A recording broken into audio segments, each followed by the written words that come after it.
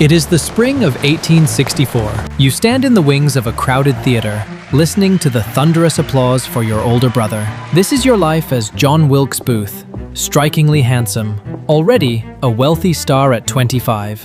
Yet inside you burn with violent inferiority. Born into a family of theatrical giants, you feel forever second best. Tonight, something dark is awakening. You no longer want to perform history, you want to write it. Level 1.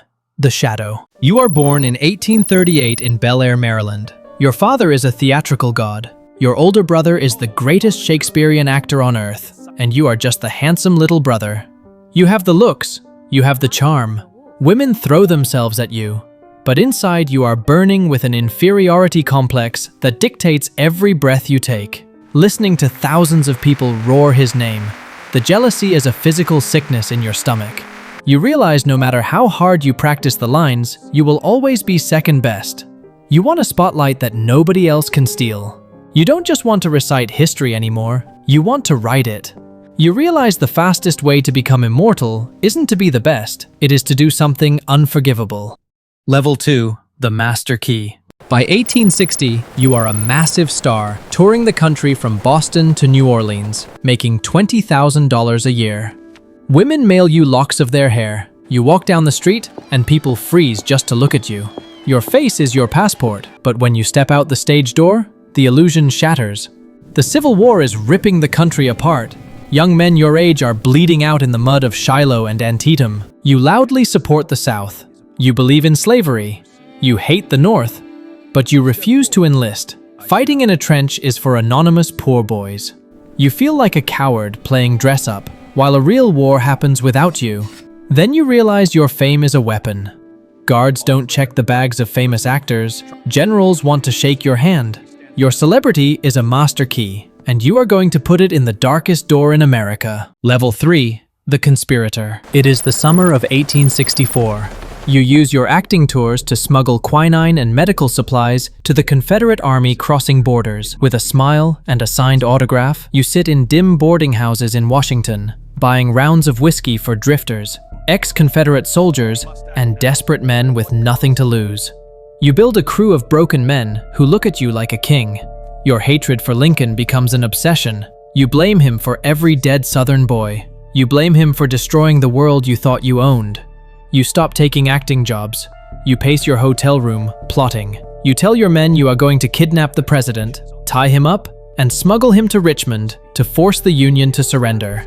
You are writing the ultimate play, and you are the lead. Level 4. The Breaking Point. On March 17th, 1865, you and your men hide in the freezing mud on a rural road near the soldiers' home outside Washington, waiting for Lincoln's carriage. You wait for hours, the cold seeping into your expensive leather boots. The carriage never comes. The president changed his schedule. Your men start looking at you, not like a king, but like a madman. Weeks later, on April 9th, the unthinkable happens. General Lee surrenders. The Confederacy is dead.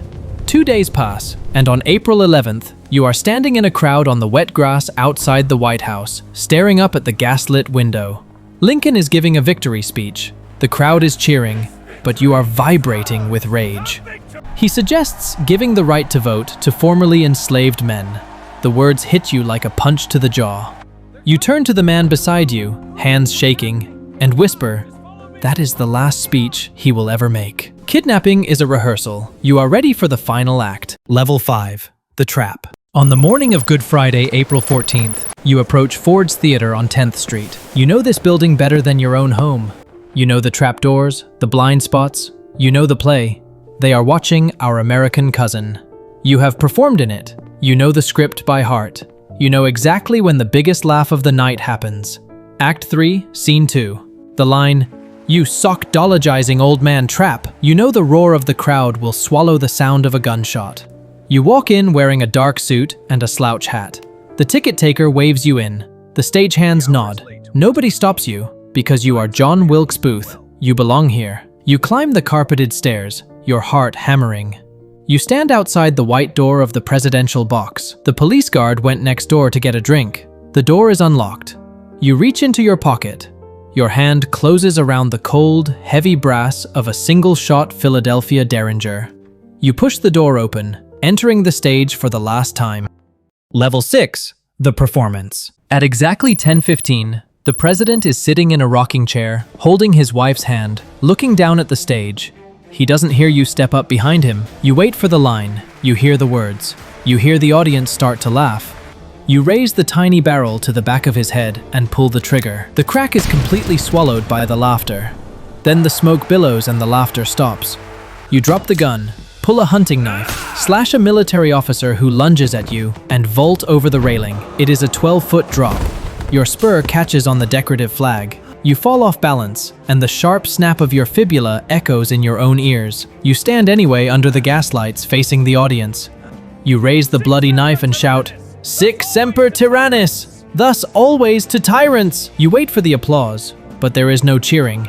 There is only confused silence, and then the screaming begins. Level 7. The swamp. You drag your broken leg out the alley door, mount your horse, and ride blindly into the dark. The pain makes you vomit off the side of the horse. You make it to Maryland. A doctor cuts your leather boot off and splints your swollen purple leg. You run into the freezing mud of the Zakaya swamp, hiding in the wet underbrush for days, sleeping in the dirt, shivering, eating cold scraps. You beg for newspapers. You want to read your reviews. You want to see how the South is celebrating you. You open the damp pages, and the words destroy you. They do not call you a hero. They call you a monster, a coward, an assassin who shot an unarmed man in the back of the head. Even the Southern newspapers condemn you, calling it the worst thing that could happen to a defeated South. You didn't save your country. You didn't become a god. You just ruined your own name forever. Level 8. The fire. 12 days later, on April 26th, you are cornered in a tobacco barn at Garrett's farm in Virginia. 2 in the morning. Heavily armed Union cavalry surrounding the walls. You are covered in dirt, starving, your leg rotting inside the splint. They tell you to surrender. You shout back. Theatrical dialogue, hoping for a glorious shootout. They don't want to duel you. They just want to exterminate you. They set the barn on fire. The flames climb the walls. The smoke blinds you. A Union sergeant spots your silhouette through the burning slats, raises his rifle, and fires the bullet. Tears through your neck, severing your spinal cord. You collapse onto the dirt floor. They drag you out and lay you on the porch of the farmhouse. The sun is just starting to rise. You cannot move your arms or legs. The pain is gone, replaced by a terrifying, cold numbness. You ask them to lift your hands so you can see them. You look at the hands that signed autographs, the hands that held the Derringer, and you whisper your final words. Useless. Useless. That's a wrap for your life as John Wilkes Booth. The ego was real. The broken leg was real. The burning barn was real. The delusion collapsed, but the dark legacy lived forever. Your name became a noun, a warning, a definition of misdirected ego. If this one made you think, drop a comment with your biggest takeaway. Subscribe to POV Archive for more.